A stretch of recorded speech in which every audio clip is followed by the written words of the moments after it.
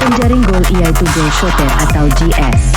Tugasnya adalah untuk menjaring gol yang dikenali sebagai gol atau GS adalah kawasannya adalah sebagai penjaring gol yang berada.